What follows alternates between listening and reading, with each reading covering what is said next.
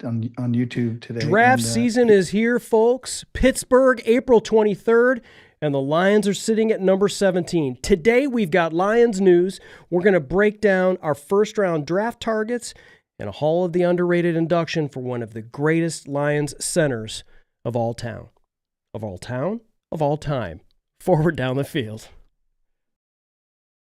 Down to the 10, Severe to the 5, Severe to the end zone, touchdown Detroit Lions! Hand off Berry, surge to the left side, breaks the tackle, and he will take it in, touchdown! Touchdown Detroit Lions! That's what I'm talking about! It is caught! Touchdown Detroit Lions! Amon-Ra St. Brown! Oh baby, what a play that time! Aiden Hutchinson read that and blew it up! Big time stand by that defense! All right, Lions, Gray Mains family, welcome in once again. It's Tuesday night, 7 p.m. Eastern. If you're watching us live, hit us up in the chat. Don't forget to hit that like and subscribe button because we're going to be delivering Lions news nuggets. We're going to be talking draft. We're going to be talking combine. We're going to be talking all of the kind of stuff. There is no off season, gentlemen, and that's why I have my two friends on the screen with me because I can only talk so much, right? These guys tell me to shut up every week. So I'm going to roll it over to them because the draft is really Brent and Dan's. Like this is their wheelhouse, and I'm just sort of living in it. You're draft nerds. That's how we met, and through the chat, and we can't even get started. Like these guys are so excited. Brent came in flexing. I think he had 16 Red Bulls today, and shout out to Red Bull who hasn't sponsored this podcast yet. But we're having fun. It's off season. The Super Bowl's over. We're not going to talk about Sam Darnold. We're going to talk about the Detroit Lions. So let me first introduce my friends and co-hosts who are on the screen. Let me start first with the Chief Intelligence Officer of Lions Optimism, Dr. Brent Kreider, DBC. How are we doing tonight? I love the background, man. We've got the Lions neon sign in the background. It's natural. It's you and just in your natural space, Brent. Thanks for coming on tonight. Thanks for making time for Dan and I tonight. In my natural habitat. So, right. Look, this is, I'm telling you, in history, Detroit Lions, and my following them, the draft was always the best time of the year. Yes. The year, sadly enough, right? Super Bowl after the Super Bowl. We are all fired up for the draft. And I truly believe that this draft is going to be a key to, the success of the coming years because we have to hit on these picks. And I know a lot of the fans have a lot of opinions about what the Lions need to do, and we're going to dig into all that. So, Dan? Yeah. Dan Keener, my man, you have I have this vision of you like behind the camera. You've got 17 screens. You have 14 websites open with NFL draft buzz. Like things are going to be going off. You're like the old school like Adam Schefter, but just for Detroit Lions. Bushbaum. You remember Joel Bushbaum? He used to have a book. stacks. It was like this thick, wasn't it? Yeah, but he was reputed to have stacks and stacks of newspapers and articles and a bit of a hoarder, I guess, for draft stuff. So Dan is the new Joel Bushbaum. Dan, we're looking forward to having your knowledge as it relates to the draft overall, but especially as it relates to our team that we cheer for, the Detroit Lions. But Dan, I want to roll into our first segment that I know you are heading up, sir.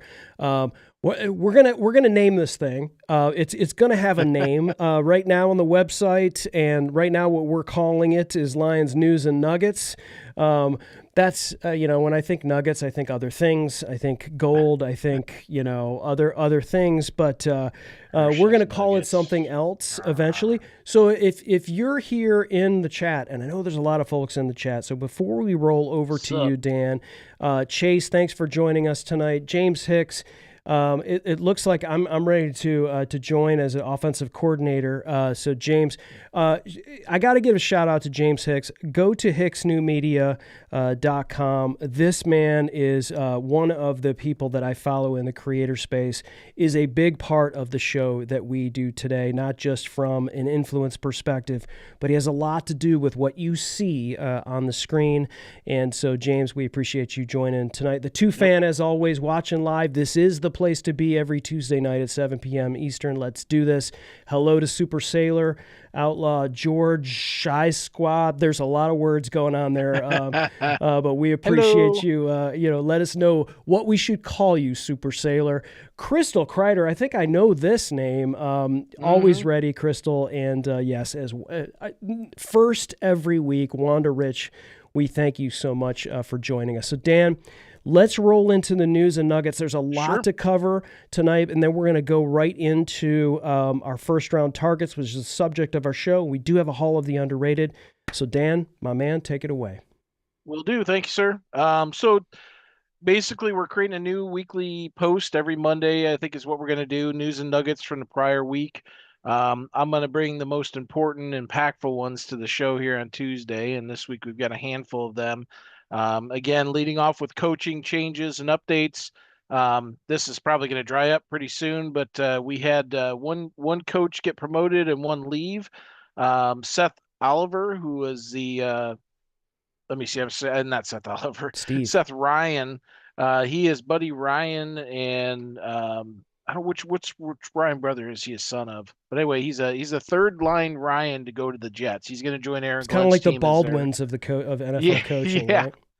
That is correct. He's going to join the Jets as a passing game coordinator. He had been our assistant tight end coach.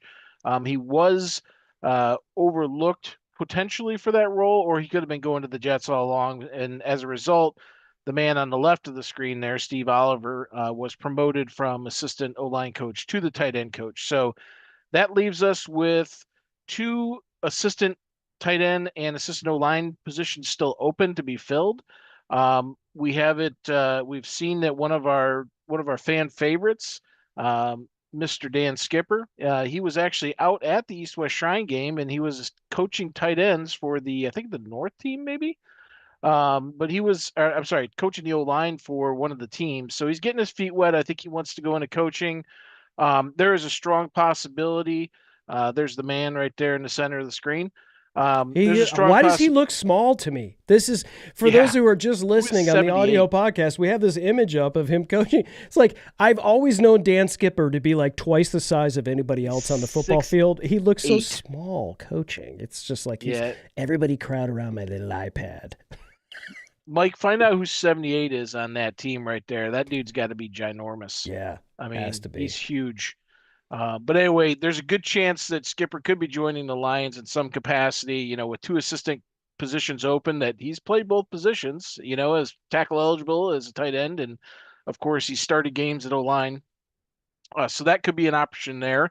And the good thing is that his buddy and our favorite O-line coach, Hank Fraley, looks to be back.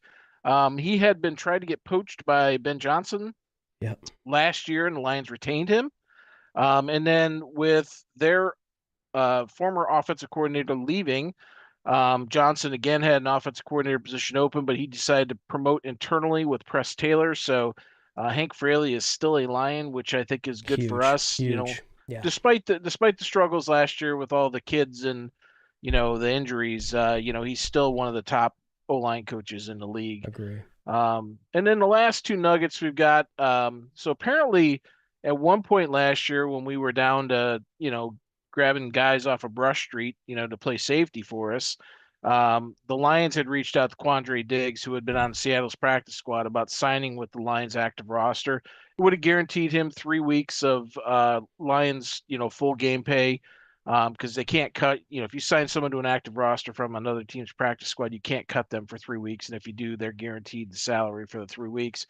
But the man said, no hard feelings there. He still loves Detroit, loves the fans here. Obviously his issue is with prior regime. But he said, no, thank you. He was already in there in Seattle. He stayed put, and it worked out pretty well for him, because I think he gets, even as a practice squad member, I believe he will get a ring after what happened on Sunday. Yeah.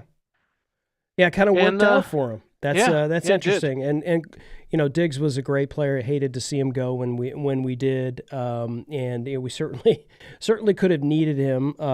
With the situation with our safeties. Yep. Um, I got one last note, yeah, and please. it's kind of rolls off of the Seattle connection, and that's with Seattle winning the Super Bowl season over. Clint Kubiak was announced today as the head coach of Las Vegas Raiders. He was their offensive coordinator, so now they are on the look for an offensive coordinator. They had interviewed at one point our guy Matt Kafka, Mike Kafka. Mike Kafka. Yep. Yeah, they had interviewed him at one point. I don't know if it was last year for their head coaching position or for another position. But there, looked to be some interest there for a while. But right after that came out, there was another note that came out that said that they were looking to promote from within. So Kafka still does not have a defined role for the Lions other than offensive assistant. So maybe he picks up one of the two assistant, tight end or line coach as in addition to like a senior offensive assistant. Who knows?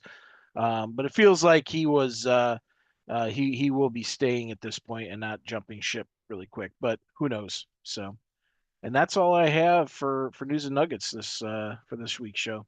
Guys, I think before we move off of all this, I think we would be remiss if we didn't mention this week some sad news for those of us who are Lions fans, and that is the passing of Tracy Scroggins. As you guys know, we do a Hall of the Underrated every week, which highlights players who we feel should get more recognition. Obviously Barry Sanders, Calvin Johnson, Matthew Stafford, you can name a ton of great Detroit Lions, but we feel like there's a number of players that we have talked about. We're going to talk about one later tonight. But this man, Tracy Scroggins, would fall under that. I think we all would agree. In fact, many of us did vote internally to have him be a part of the Hall of the Underrated. Tracy Scroggins, so enjoyed watching him on many a Sunday and Monday and Thanksgiving playing for our Detroit Lions. And it was really, really difficult to hear. I mean, this man was 56 years young. And really, really difficult to hear, especially when we think about the history of Tracy, the defenses that he was a part of, the plays that he had made. So Brent, I want to roll it to you. You've had a long history of watching, and supporting this team. Anything you want to say about Tracy Scroggins? He was one of my favorite all-time players. Him and Robert Porcher made a public statement about the passing of Tracy Scroggins and said, he was a really good man, a good person, and he had a long stint with the Lions. I think he served 10 years with the team. And one of the biggest hits we've ever seen in our life. It's fortuitous that we played that highlight, right? A couple of weeks ago, we were playing that highlight, and I wish there was a better angle, as Dan had said at the time. Yeah. But Tracy Scroggins was a Detroit Lion through and through. He was a really his rush off the edge. I used to love his lean. If you remember, he had that lean coming around the edge, and his swipe and ability to get to the quarterback was really good, and he'll be missed by all us gray mains. Yep. And it's part of our own mortality. I mean, he's right there in the same age group as the bulk of us, growing up. He's one of those guys that we watched and when we were in our youth and young adult lives and everybody that I've seen, Herman Moore was a teammate of him. He's just devastated. He's just the guy. He's a super genuine, a great teammate, loved by all, and it's just a shame to see someone go that early. Especially for him, being, essentially still so young. So, he'll be missed. They kind of kept a low profile outside of the sports world, but I think that's probably one of the reasons it's so shocking is that a lot of the former Lions players are around, even guys like you'll see them back for anniversary teams and you didn't really hear a lot about Tracy. He was kind of an understated guy. He came from Tulsa, and he worked his way up, had, I think, a little over 60 sacks for the Lions in 10 years, very steady, very productive, and he was just another in a long line of right defensive ends. We're fortunate and blessed to have Hutch at the left, but we had guys like Mike Kofer and Scroggins that played that 3-4. They were that, they were that edge rusher that was an outside linebacker defensive end hybrid, and those guys came in and kind of kept that defense going for many, many years. So Don't yeah, forget thanks Pat Chris for bringing Swilling. that up. Yeah, don't Pat forget Swilling. Pat Swilling. Yeah, absolutely. Yeah, When we he tried to be New Orleans North that one year. yeah The guy when he was 36. Yep, He exactly. still had a decent year though. I think he did. still actually had like 10 plus sacks or something like that. Yeah, So. I mean, he played 7 seasons with the Lions, 92 to 99. Played alongside players like Chris Spielman, Benny Blades, Robert Porcher, which you mentioned, Brent, as well. His passing is just kind of a reminder of the great players of this. What for us was kind of like the golden era when we were younger, growing up. Players like this, we just remember, and so we couldn't go another minute without touching on this. It's not we love to have fun on this show, but we also like to pay our respects. So pour one out for our friend Tracy Scroggins. It's clearly one that would be deserving of what we would consider to be the Hall of the Underrated. But there we go. All right, gentlemen.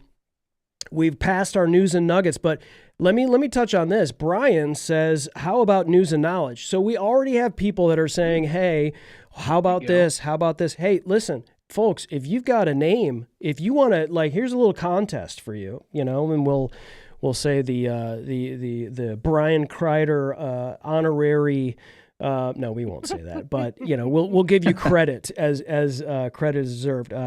We're kind of putting together what we're going to call that segment, the news and notes, and takes a little time for Dan to pull this stuff together, but this is what we do at Gray Mains, and we have a Slack channel, and we just nerd out on all this stuff, and then we compile and curate this for us, and this show is really sort of a culmination of all of that stuff. So if you have any ideas for a name, we're open ears, and certainly we'll give credit as it's due for the now named News and Nuggets. But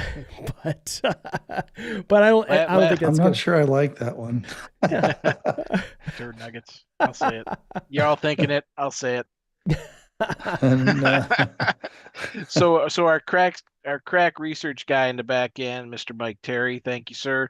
He identified number 78 in that photo as Pat Coogan from Indiana, the offensive tackle, and he'll probably be an offensive guard in the league, but he is listed at 6'5", 310. So I guess it's only been a handful of weeks since the season ended. I can't see I can't see him losing that much weight before then, but probably just a camera trick. Yeah, I think Skip is just kind of leaning back and just kind of holding it up so everybody can lean it. But it's can you imagine Skip in that position driving a Fiat 500 right, or something exactly. with knees up into the steering wheel, Oh, so. All right, gentlemen, thanks for that, and thanks for those who are in the chat and hanging out. Those that are just listening now on the audio podcast, please hit follow, subscribe, and give us a review over on Apple, Spotify, wherever you're listening. But we're going to roll into tonight's main subject, which is the Lions targets. Lions hold pick number 17 in this upcoming draft, which is going to be held April 23rd through the 25th in Pittsburgh, which should be really cool. I think, obviously, one of the classic places. And James Hicks, if you're still watching and listening, the Steelers are his team, so I'm sure he's stoked about that. And the NFL honestly does a fantastic job. They did I remember watching the Nashville NFL draft and was knocked out at the broadcast and what they were doing and how they took over that city, and what they did in Detroit was obviously amazing. So I'm looking forward to seeing what they're doing in Pittsburgh. So I've got a little quiz for you guys. Don't look it up, okay? You can't cheat, Dan. You can't cheat, Brent. Mike, you can cheat because you're in the background here. But the last time Detroit held pick number 17, Who did they select? Frank Ragnow. And this was in 2008. So it's not Frank Ragnow. No. Jeff Hardings. Wait, no, 2008. No, that was way. That sounds like a before tight that. end. Was that Anybody in the chat? Anybody in the chat? 2008, pick number 17. Who was it? Please, dear God, no. No, Mike Terry's not right either. Good. He's closer though. There's a guy like him in this draft that scares me. That's pretty similar sized. Well, I think I know who you're talking about. So yeah, he's talking about Caden Proctor. I know he's talking about. Like Proctor. I knew we were getting to Caden Proctor from Alabama, but the answer is Gosder Chairless. So Gosder Chairless. Gosder Chairless. Yes. Gosder Chairless. So and this draft, guys, was that a tail end of a Millen pick? This draft is deep at OL and edge rusher. Yes, they were all turnstiles. Definitely were turnstiles. Yes, exactly. That was Larry. Larry Tharp. Thank you. Turnstile Tharp. That's right. Wow. That was his nickname. I remember you brought that the first time I saw you post that, Brent. I'm like, yep. So folks that are watching and have access to a chat and whatever tube you're watching this thing, I want you guys to put in the chat either your position you feel is the greatest of need and what they should go for at number 17, first overall. Offensive line, I think we can narrow it down for most people. And if you have something that you are like, like quarterback or whatever, go ahead and say that, but we're not picking a quarterback at 17. So, because you can kind of take that off the table, right? It's offensive lineman, right? It's edge, right? Can we all agree with those two positions? Yeah. And then other positions that we're talking about, not safety at 17, probably, because I don't think wide receiver, running back, or quarterback are going to be on the board at 17. That's right. That's right. I've seen some projections for Emmanuel McNeil-Warren from Toledo going as high as 15, 16. So and DBs in general too. Mike is saying, which is I think there's some corners. There's some corners that if there are a couple of corners there that the Lions feel like can upgrade their secondary, maybe. But let's dig into it. Right. Yeah. Well, and that best player available comes into play if someone slides, right? That's right. There's Terrion slid and we went and got him. If for some reason you get a guy like Avion Terrell, or God forbid Caleb Downs slides to 12. Holy smokes, to go up 5 picks to grab him with the uncertainty we have at safety. Well, it would depend. I mean, look, guys, we don't need one player here, right? We are very shallow.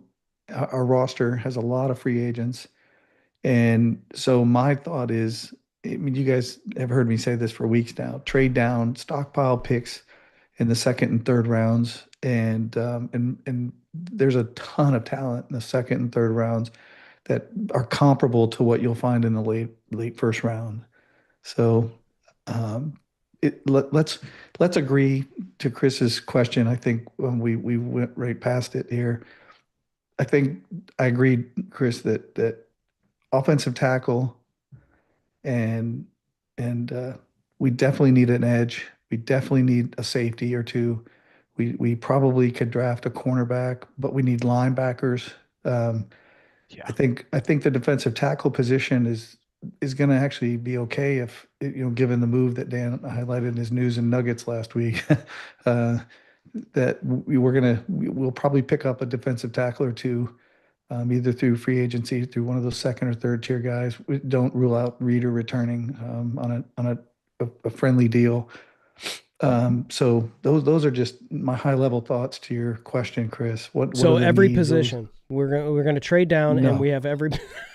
Just kidding. No, I'm kidding. Wide receiver, running back. Well, I could see this Monty thing hasn't played out yet, and we saw Gibbs's comments this week.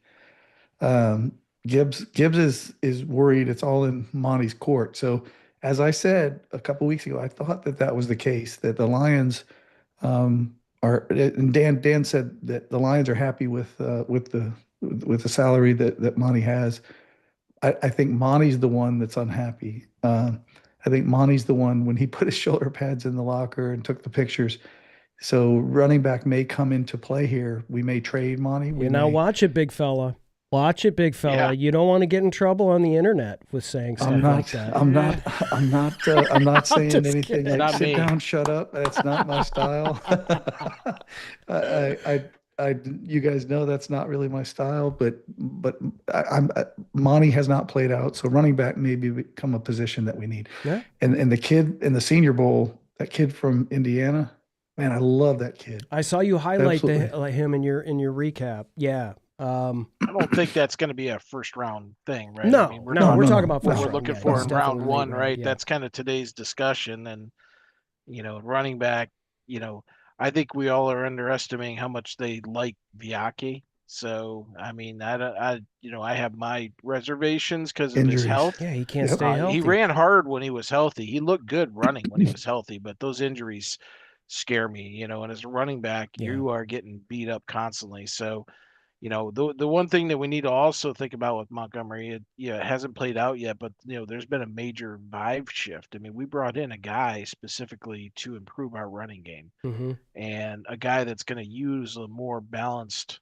look, and get both guys involved with it there. So, that could be part of the discussions with David Montgomery is, hey, we're going to make effort to, we'd like to keep you here. We're going to make effort to give you a better opportunity and, satisfy some of your concerns by bringing in a guy that's going to be a little more balanced and, Kafka will take care of the passing and tweaks on that. And Petzing will take care of the running game and designing better runs, and, a lot of it was just, I think we got too deep into the season, before Campbell took over, and there's not a whole lot you can do at a certain point. I mean, we ran into that when Johnson took over. I don't know if we were coming back. Was that one of the times we were coming back from across the pond and they fired somebody on the plane? And I know they did that did that a couple of years ago. But that when was it Pleasant? Aubrey Pleasant was he ROC?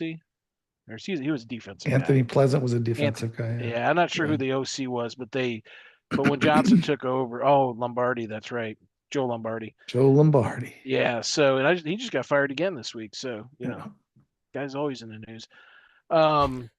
So yeah, I think that it feels like they're making adjustments and getting another O lineman in the first round if they're available. So it's not just tackle. I mean, the O line actually has a set starting five. The problem is the left tackle might retire.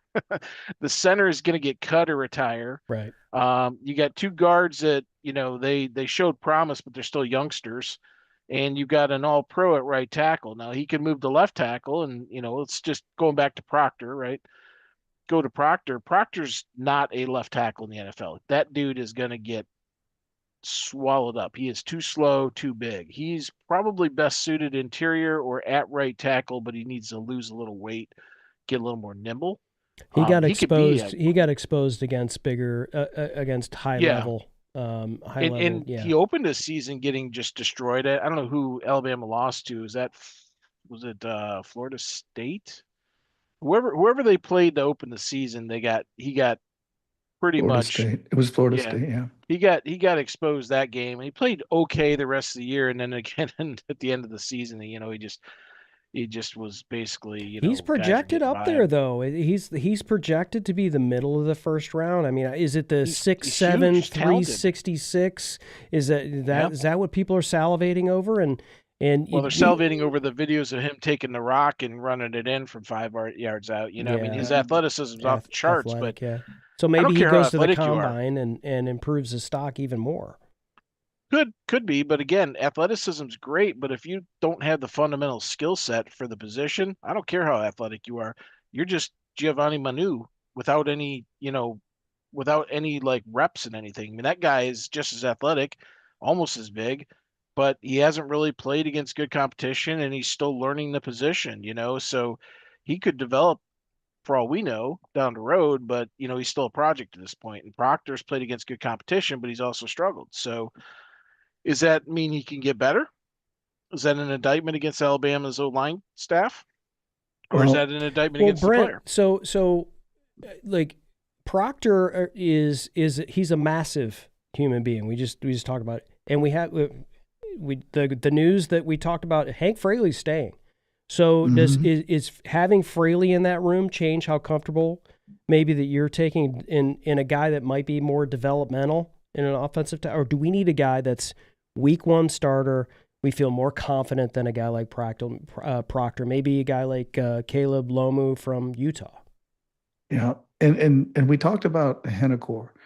And for those of us that watched every bowl game last year, uh, if you all remember, he took on David Bailey and the other guy Height, I think was his name, that Texas Tech had last year, and he played really well.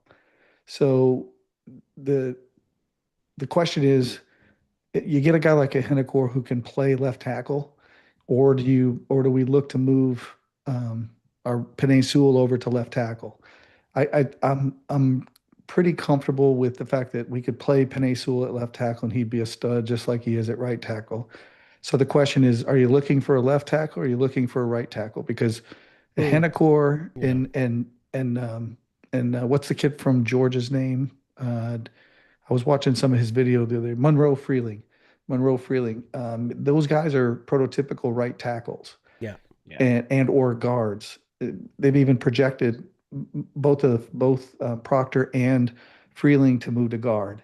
And I Freeling's have also visions of huge. He's like yeah, I six have seven. Yeah, he's Six three seven. three He's twenty, 315. Is a little light for that height. I mean, but a guard. I mean, and look, yeah. The Lions have struggled as much from that internal pressure as we did with that pressure off the edge. And we haven't got our decision yet on whether our left tackle is going to return.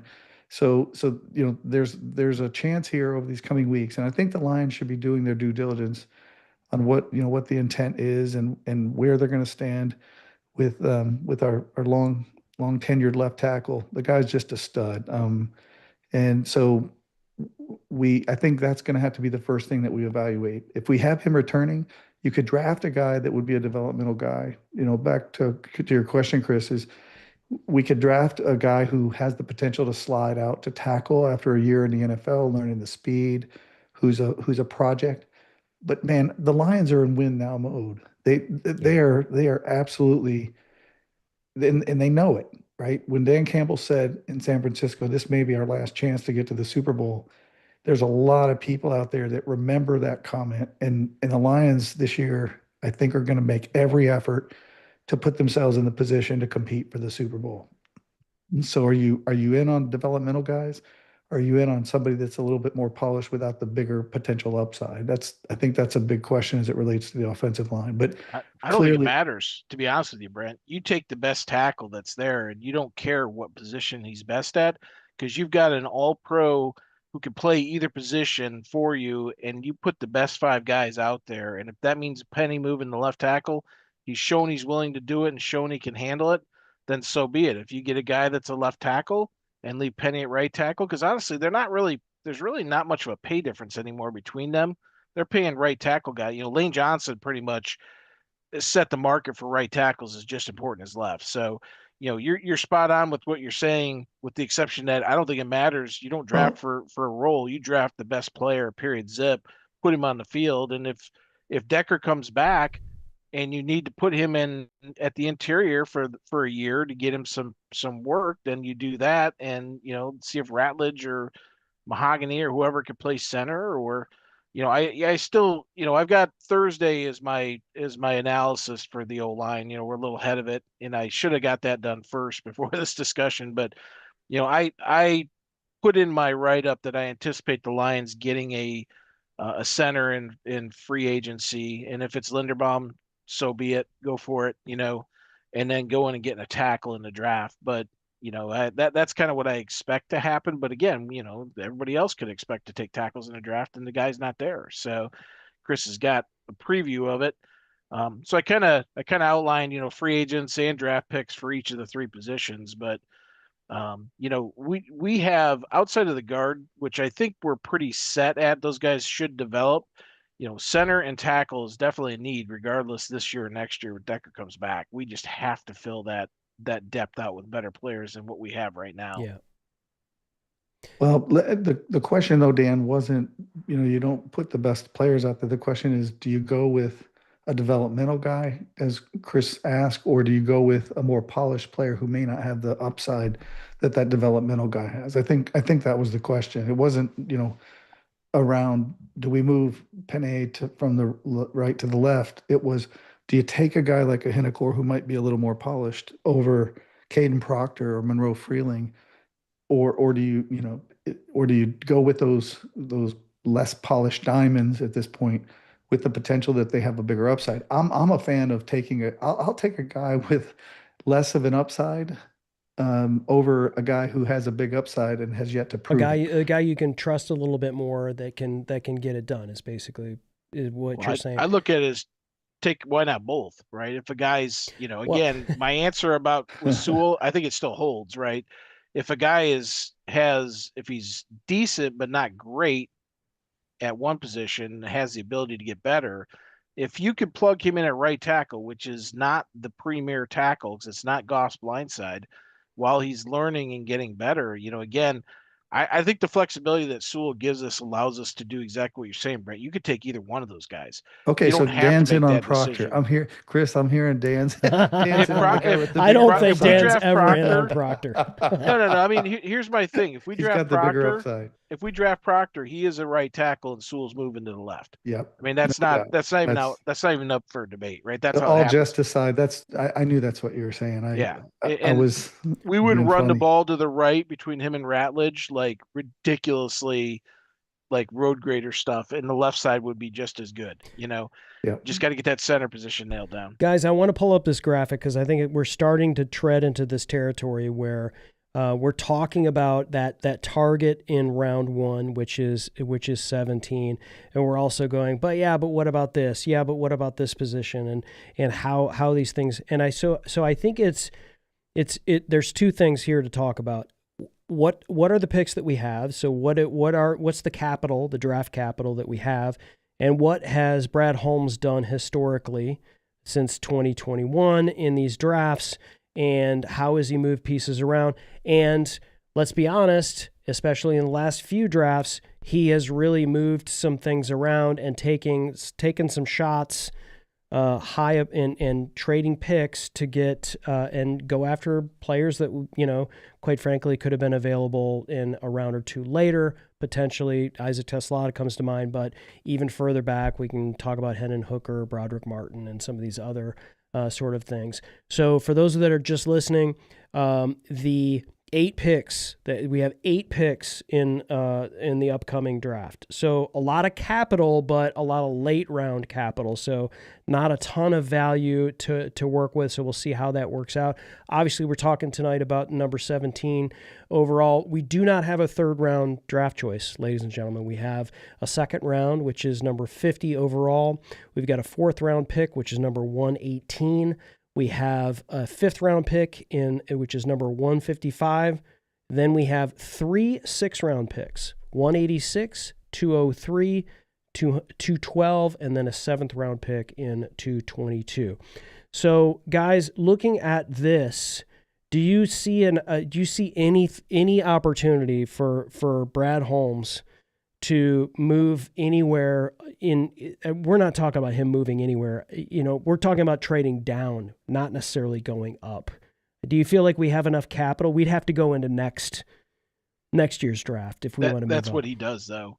I mean, yep. Look at Terry and Arnold, right?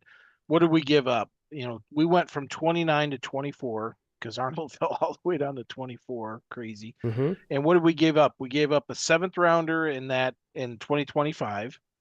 We gave up that 2024 29th overall pick, right? Which they took Tyler Guyton with that. So then we gave up a next year 7th and the 3rd rounder from that draft. So basically a first, a third, and a next year 7th. So if we're going from 17th and we're moving up to say 12th, let's say, again, 5 spots, he's tapping into the next year. We have our full complement of picks over the next 3 years. We have not traded any of them away. Mm-hmm. Whether we get any more comp picks, it's a distinct possibility we could get some this year, with a couple of the guys that could be leaving us. But if we go get a guy like Tyler Linderbaum to play center, that's going to wipe out any third round pick and Changes contract everything. we Yeah. get. It changes everything. You got to have several more to kind of offset that. But And I, it, I don't see him. I don't see him having any restraints on moving up or down. He's got plenty of ammo to work with. and another news and note from this week, there's a discussion about allowing teams to trade out up to 5 years instead of 3 years. That's next week's news and notes. But yes, Yeah, yeah. I So don't think that's going to happen though. These idiot guys like Howie Roseman, who've been kicking the can down the road with their option money and stuff. These guys that go out there and it literally be draft day. They're giving up the next three first round picks to move up 5 spots. But this time they'd be doing it with picks that are 5 years down the road. They're gone, and the next guy comes in. It's just a disaster. He has nothing to work with. His team has been completely stripped bare of any and all future draft picks because the last guy picked a bunch of morons. It's like taking a quarterback at 10th overall. It probably should have gone in the third round. It cost you your job. yeah, well, I'm looking at the list of all the players in the second round that would be available to the Lions. And knowing that we want the Lions, we believe, we assess, we analyze the Lions as needing an offensive tackle, linebacker, safety. You can build some depth at cornerback, etc. The second round is stocked full of players that would be attractive for us to do that.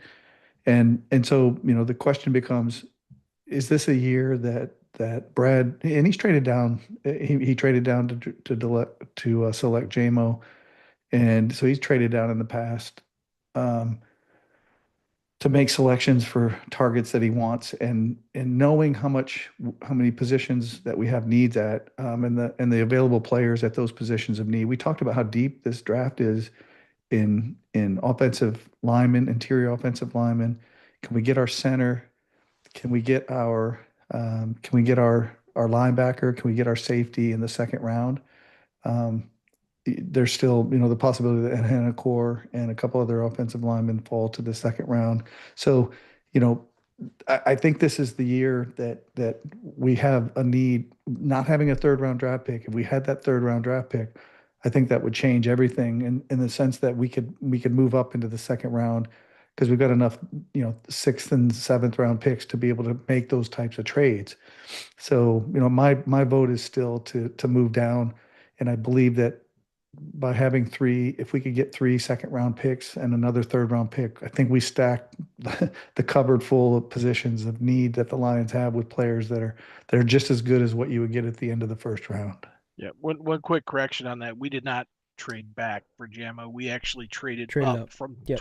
we traded up from 32nd. Who was it we traded down for? Yeah, I'm not sure. Maybe Campbell. I'm sorry, Jameer. I meant to Gibbs. say Yeah, we Jameer. traded down we for tra- we Gibbs. traded back for not Jamo, Right. but Jameer. Traded Yeah. up Yeah. for Jameson with the Vikings. Kind of fleeced the Yeah, Vikings. and Quezzy's no longer around, so Yeah, it was he- Jameer. Sorry about that, guys. he's not going to give us any of the good stuff. Yeah, we traded that first round pick from the Rams we got to the Cardinals, and bounced down to the 12th from looks like from 6th to 12th, and that's where we took Gibbs, and then we took Campbell with our pick at 18. Yeah. And then to your point, Chris, of next year's picks, what's traditional, you've seen, I haven't seen this in a few years as much as we used to see it. Teams would trade the next year's first round pick for a second round pick. Um, that's sort of the going rate, if you will, based on the points. Generally only for a quarterback though, because they want to lock in that 5th-year option on those guys. No, I'm talking about the teams that are looking to get another second round pick. They'll trade next year's first round pick for a second round pick. Right. I'm saying the teams that come up to give you that are teams that are looking for a quarterback. So, because they want to lock in the 5th-round option for a quarterback. Second round doesn't get an option. It's No, I know. again, you're missing. We're saying the same thing here. The teams from the second round only go up to the first round to get a quarterback is what I'm saying. You're not Okay. going to get anybody doing it for a Listen tight to what I'm end. saying. Listen to what I'm saying. We can get another second round pick this year for next year's first round pick. That's a trade that we used to see teams make. And by giving up next year's first round, we get a second round this year, which if they don't know if they need a quarterback next year or not at this point, but teams will be willing to give us their second round pick this year for a first round next year. That's a trade that we used to see more So you're often saying we give up our first rounder to take somebody's second rounder? this Next year. year's Yeah. first rounder? Yeah, Yeah. I can't see that happening, but I mean, yes, I agree with you. That's been the case, but I think it would depend on what's happening picks 1 through 16, right? Like if if 3 guys are off their board, they're like, you know what, we're gonna bail and do that. So one thing's for sure, guys, like Holmes will do this. He will play. And so there's a couple of things that are coming in from our chat I want to highlight.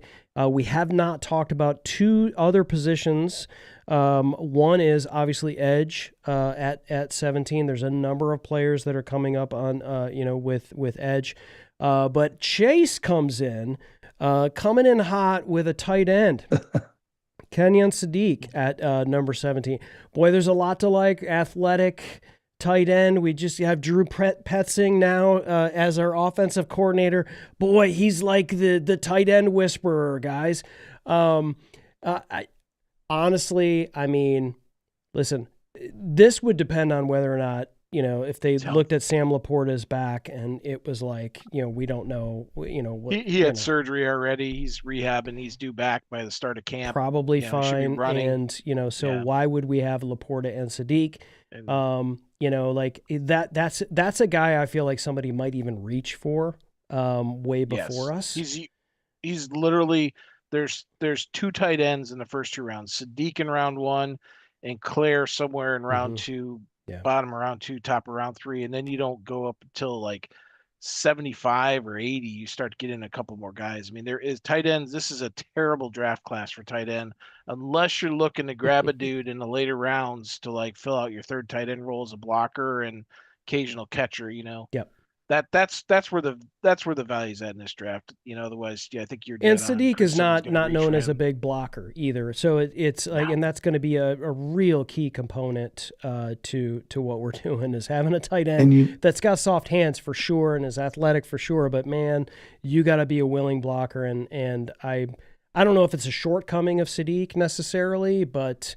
Not really known for being able to plow guys in the running game. Sadiq had 6 drops last year. Yeah, he's okay. He's not sure-handed. And look, the question I would ask Chase or anybody if they were to be a proponent of that is, what are you going to do with the offensive line and the holes that we have all across the positions that we've been talking about? So it's one of those situations where you don't draft for need, according to most general managers, but you sure better have a plan for filling gaps that you have, or you're going to be in a position to where you're not going to win a lot of games because teams can just run over the front, like happened to us in the Vikings game and many times this year. And we the Lions' bedrock is the offensive line. I mean, the Lions' even more so identity, now with the staff. Identity. The organization's identity is around that offensive line. I cannot see the Lions not addressing and investing in the offensive line either through free agency and the draft or both. And there are a lot of free agent offensive tackles, by the way. I was looking at the list, and we'll get into this over the next couple of weeks. In preps for free agency, but there is a lot of opportunity to sign some offensive linemen. And so if we don't sign offensive linemen in free agency, then we're going to have to invest in that heavily in the draft, especially early and late. All right, and we never even covered edge in this show yet, and I think that's whether we're talking about Zion Young out of Missouri, but the other edge that's on the other side of Bain. I'm sorry, his name. Mesidor. Thank you, Akeem Mesidor. Obviously, these are all names that are coming up. It would be great to have that edge. I think a lot of it has to do with what's going on with AQM. He's obviously older, but is likely going to get paid probably a lot more from another team. kind of feeling like that's what's going to happen, but you never know.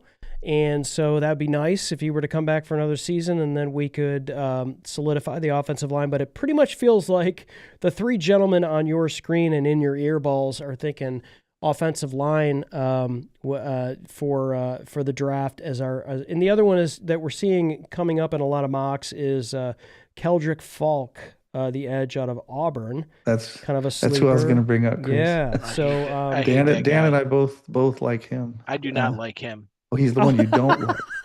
The guy had 2 Oh, sacks. you don't like him? 2 sacks. Yeah, he's got a low sack production. That's the biggest 29 question. tackles, 2 sacks. If I'm getting an edge, I want a three-man a guy front that was productive too in Auburn, college. right? It's a three-man front. Yeah. It's a different. He had a nearly, I think it was close to 15% pressure rate, and so I think we got enough guys that can't get home.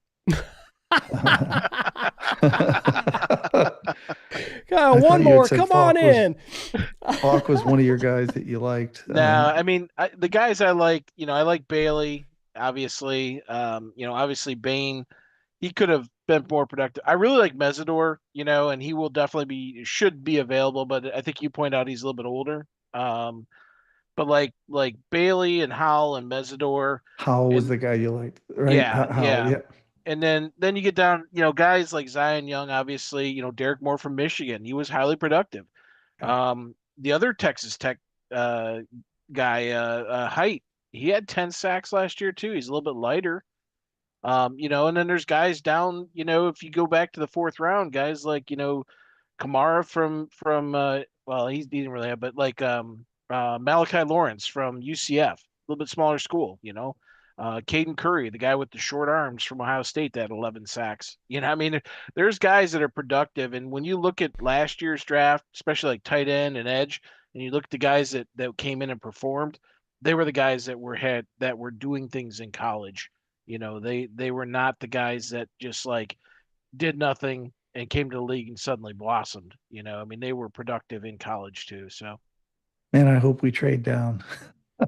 I mean, he's going to do what's best, but you're right. I mean, we're going to come out of this with a 1st and a 2nd round pick, I think.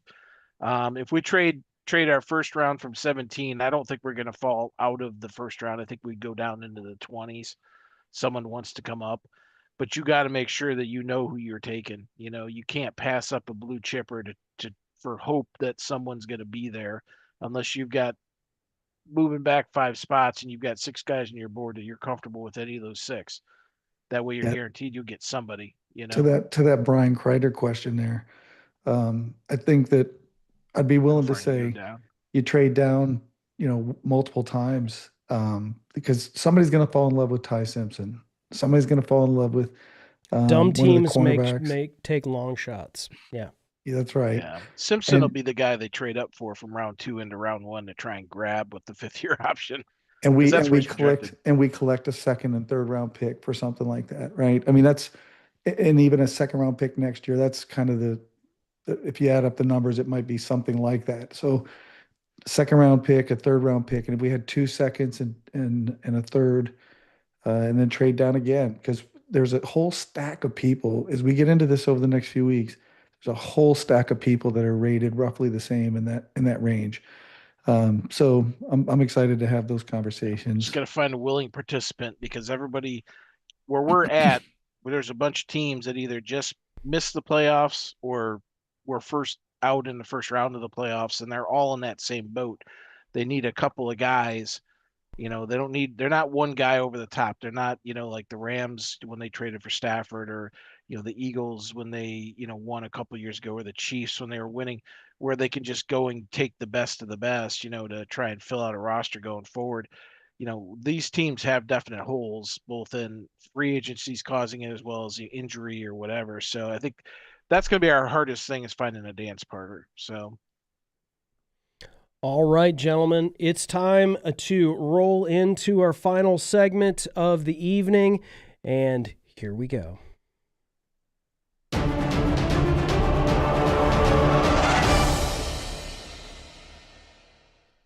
All right, we're adding a man to the Gray Mains Hall of the Underrated who anchored the offensive line during one of the greatest eras in this franchise that we've ever seen.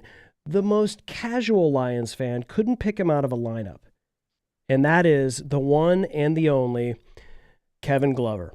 Center, 13 years in Detroit, 3 Pro Bowls, part of 5 playoff teams. The guy who snapped the ball while Barry Sanders ran for 2,053 yards. And if that Lions offense was the engine, Kevin Glover was the crankshaft.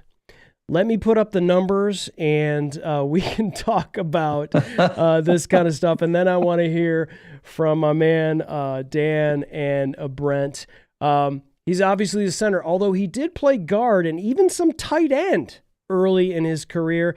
Came from the University of Maryland, first team All-ACC in 1984, drafted in 1985 in the second round. 34th overall pick. Wow, what a great value pick that was at 34th overall. He played from 1985 to 1997, 13 seasons with the Lions, and then he played a final year with the Seattle Seahawks where he was injured and his season was cut short. Played in 191 games, started in 175, recovered 8 fumbles. That's pretty cool. As I mentioned, 3 Pro Bowls. Have you seen his quarterbacks? That's exactly what I was thinking. I was like, yeah. Yeah, who There's got to fumbled be it, a right? pulling out early joke in there somewhere, right? Wow. This is a family show, so you know. Wop, wop. All right, So 3 consecutive Pro Bowls, 95, 96, and 97. Second team All-Pro in 95. He's a member of the 75th anniversary team and the Detroit Lions all-time team. And then, I don't know, there's a little nugget for everybody. I don't know if you know about this, like what's going on with Kevin Glover nowadays. He's worked in player development and alumni relations at the University of Maryland since 2004. Gentlemen, there's all kinds of great stuff about Kevin Glover that a lot of people don't realize. You know, the offensive line, guys, is a position that, you know, is kind of unheralded in general. But the one story I'm going to talk about, and it was written by our friend Mike O'Hara, who wrote articles, for many years, and Detroit News. Yeah, for the Detroit News. Thank you. Lions.com. He basically, you know, was a young player in the NFL. Came in his turning point in 1986. He had an offensive line coach, was named Bill Muir, and he was tired. He was kind of hurt, and Bill Muir pulled him up because he wasn't starting. Steve Mott was the starter. He was the guy that was entrenched at center, and Muir told him flat out, "You can't take a day off. If you want to play in this league, you cannot take a day off." And Glover took that to heart. He's talked about this in many interviews, many people that have written about him. And he said, not only won't I take a day off, I won't take a playoff. And so the story is that Mike O'Hara told, and I don't even know what game it was, but he talked about this game where it was the end of the game and the Lions had won the game. You know when they start to bring in the B squad, they start to empty the bench, and it's like whatever. And so there's another player that was coming in to replace Glover. Glover wouldn't get off the field. And so that player that was coming on to replace Glover had to run back off the field or they were going to get a 12 men on the field penalty. He would not get off the field ever.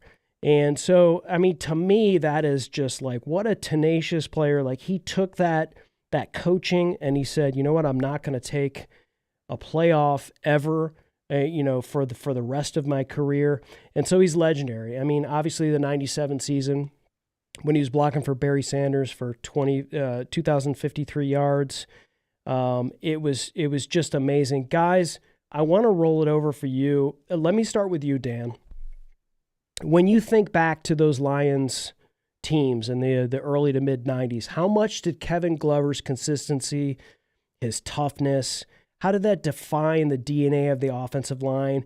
And why do you think a guy like that made 3 consecutive Pro Bowls, named to the Lions all-time team, doesn't get mentioned more when people are talking about the great Lions of the era? Yeah, I mean, if you throw that graphic up again that shows his accomplishments and everything else, there's a key number on there that, just really jumps out, and that's his size. The guy was 6'2" and 278 pounds. We talked about that Yeah. with, a couple weeks ago, basically the game outgrew Doug English, right?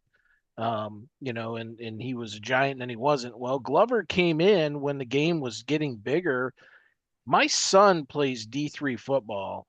He is the same size as Kevin Glover, Wow. right? As an offensive tackle at D3 football.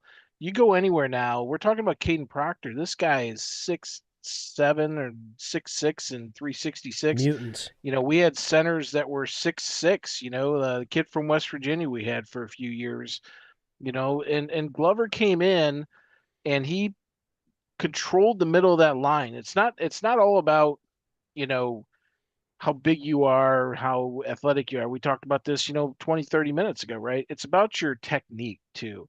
And Glover had great technique. And you look at his size, you look at his technique, and the first 4 years of his career were just abysmal. Daryl Rogers was the coach. We went 7-9, 5-11, 4-11, 4-12. The leading rusher in 1987 was James Jones with 342 yards. Are you kidding me? Uh, you know, his quarterbacks those first 4 years were Hipple and Ferguson and Long, and that name I told you in the pre-show, a guy that started several games for us in 1987, Todd Hans, Oh my gosh. Hons. Who the heck is that guy? I've never even heard him before, and I consider myself a diehard, right? But and he took snaps from the great Rusty Hilger, for gosh sakes, And Fumble. then Wayne Fonts got hired, and Barry Sanders was drafted in 1989, and all of a sudden, we went from having, James Jones was essentially a fullback playing tailback. He's a big dude. He was kind of a bruiser. Gary James, he was the companion back that time. He was a little bit quicker dude, right? But Jones was the guy. Well, with Barry complemented the skill set that Kevin Glover brought to the center of that line, the smarts, the technique, the ability to just wall guys off. He didn't need to overpower guys. He just need to get in their way and create the seam for Barry to get through, And all of a sudden we started that, yin and yang every year. But he was there for Barry's entire career. And, he left after that Bobby Ross disaster, well, not a disaster, but Barry went for 2,053 yards in 1997, but that was the start of the end, because Ross was a coach and Barry, I think he had played one more year after that, maybe. And Glover was gone to Seattle. So between Ross and losing Glover, Barry's like, I'm done, and he lost his guy. Yeah. So yeah, that's what I remember about him. I just remember his tenacity for the size that he was. And listen, he got to cut his teeth for 5 years going against Jerry Ball across from him. So if you can handle Jerry Ball, Yeah. the governor, that dude, man, he was just so hard to move. And if you could go against him every day in practice, you could beat just about anybody that existed in the league back that day. Nowadays there's monsters, like that kid from the Carter kid over at Philly, right? But very rarely were there any Aaron Donalds back then. They were mainly bigger dudes that, 280, 6'5", playing defensive tackle. But you get a Jerry Ball who was like, I don't know, he's barely 6 foot and like 330 or something. But yeah, I always appreciated him for being able to play the game at his size and dominate. So Brent, what you got Only on him? only only two things, guys, because you hit on all the main points. Kevin Glover received the Gerald R. Ford Award at the Remington Trophy show because he is just a tremendous leader. He was revered by the Lions, and all the offensive linemen looked at him as the captain, if you will. And he was a fantastic technician. The guy had lacked the size to overpower players, but he always found himself in the right position. He was able to turn his hips really well. He's quite quick. And we were talking about the agility of Caden Proctor earlier, and how folks are so attracted to his the ability for him to move. But Kevin Glover didn't have the size of a prototypical NFL offensive lineman, even during that era. He was small by most standards, and but he was absolutely one of our favorite Lions, as evidenced by the fact that we all voted for him to be in this prestigious honor. And if I knew he was at Baltimore, I would have tried to stop by the college and say hi to him and see if he'll come on the show because I'm up there all the time. In fact, Sarah, I got my first degree at Maryland, and then my oldest daughter, Sarah, graduated from the University of Maryland. I didn't even know he was there. He's been there a while. Like I I was know, looking at his 2004. picture. His picture looks like it's his original picture from '04. He looks so young, and I'm like, Uh-huh. he's our age, right? Yeah. And he looks great in that headshot. So, He's older than us because he was oh born yeah, in no, I know. 63, and I think Yeah, Mike was 65 or 66, and I was 68. So You know, 66. Thanks, Mike. he's your age. How about that, Brent? Is that better? He's 5 years older than me. all right, you old farts. So, Old farts. here's the thing I think about is, obviously when you talk about Barry Sanders and you see the highlights, you see him running around, you see him dancing, you see him doing whatever, and there's all these stories about him. They'd call the plays and you would have to run into a hole, and it was like you didn't know where he was going. He wasn't necessarily going into the hole, but you're like, this is Barry Sanders, so you're going to let him do that. And that's all well and good because, that's, he was super talented. But you still have to block people, right? You still have an offensive line. And so when I hear people say, like they would say this quote, imagine if Barry Sanders had a good offensive line. And I say that the starting five were all good. I won't say that. I'm not going to say that, but I will say that Kevin Glover was fantastic. You guys can name all of those, probably for every single season that Barry Sanders was the starting running back. You can name every, from left tackle to right tackle. You could name every one of those players.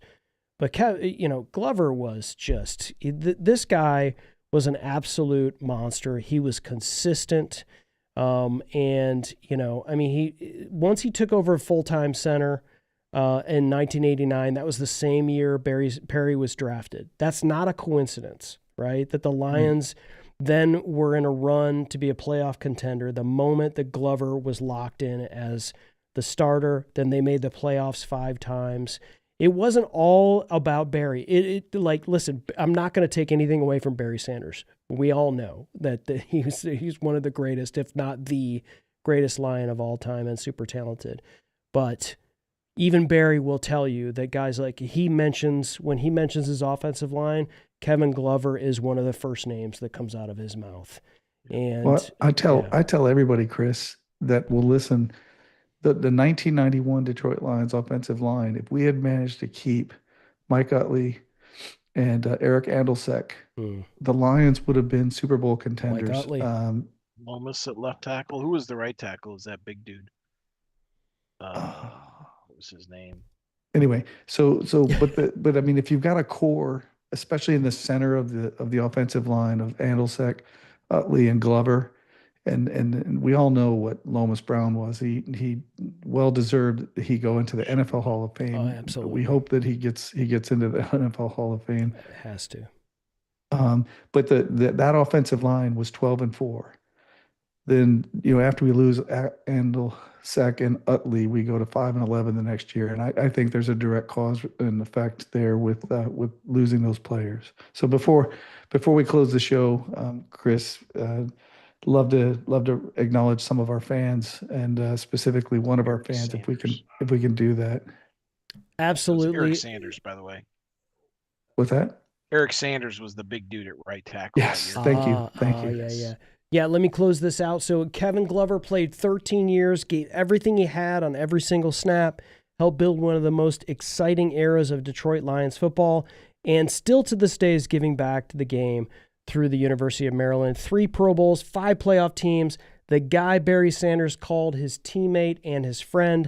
191 games in this league and left everything on the field every single time he lined up. Kevin Glover, you're officially inducted into the Lions, Gray Manes, Hall of the Underrated. Welcome home. All right, so Brent, let's have you take it away. Yes, sir. Thanks. So, folks, I've had the opportunity to meet so many different people, and big Lions fans traveling around, going to games, flying back and forth from Atlanta to Detroit. But there's a kid in our neighborhood here in Alabama, who has drawn a really beautiful graphic here of Jahmyr Gibbs. He's going to enter this into his school's art contest, and I just want to acknowledge Reed, Big Reed. Good job, Reed. He's growing like a weed. Yep. Reed is 10 years old, and he's almost my height now. And he's been practicing his hoops, and baseball season's going to start. So Reed, fantastic job on the drawing. I wish you the best of luck in the competition at your school. Yeah, absolutely. Good job, Reed. Did a great job here, right. didn't he? Raising them right. Absolutely. Yep. All right, folks, that's it for this episode of Lions Gray Means. Listen, if you've made it this far and you've hung out with us knuckleheads, thank you so much. We appreciate it. And if you could hit the like and subscribe, and if you can't make a live stream, that's cool. We have an audio podcast available for you wherever you listen to those, Apple, Spotify, all of the places. So thanks again for joining us. We go live every Tuesday, 7 p.m. Eastern, and we always like to say, as we close out the show, let's Go go Lions. Lions. We'll get it right one of these times. Sit outside left. Jahmyr down to the 10. Jahmyr to the 5. Jahmyr to the end zone. Touchdown, Detroit Lions. And off Berry, skirts to the left side, breaks the tackle, and he will take it in. Touchdown! Touchdown, Detroit Lions. That's what I'm talking about. It is caught. Touchdown, Detroit Lions. Amon-Ra St. Brown. Oh, baby, what a play that time. Aiden Hutchinson.